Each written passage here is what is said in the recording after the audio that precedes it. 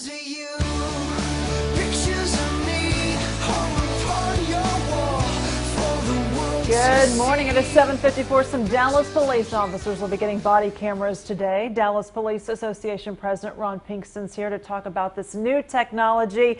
You've got one of them in your hand. It's a little bigger than I thought it was going to be. Are you a fan? Yes, we're a fan of this one.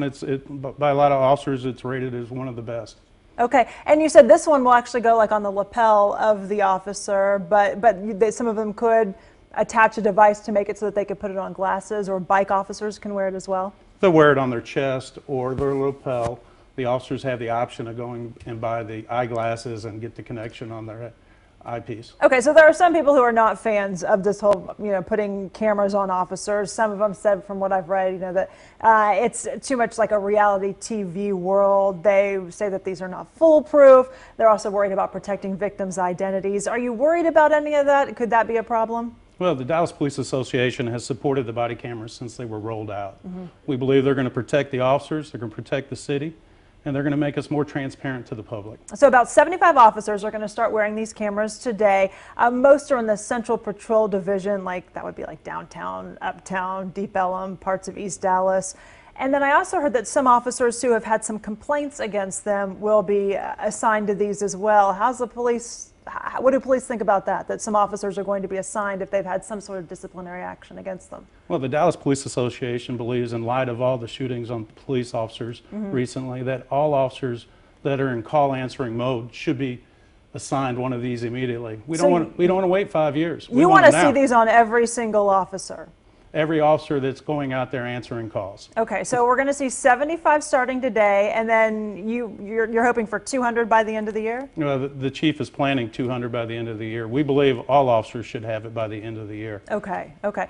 And how does it work as far as the officer wearing it? Do they have to turn it on? I mean, or does it record the entire time they're working? Well, they'll boot it up at the beginning of their shift. Okay. And then they double tap this centerpiece to start it. Once they get to a call, they'll double tap, and that will start the video. Okay. And it picks up the 30 seconds prior to that also. Oh, interesting. And then at the end of the incident, they'll single tap it, and it'll shut it down. And it turns it off. And then at the end of their shift, do they then upload the video? At the end of their shift, and that's what's good about the Axon, it will be uploaded into the cloud.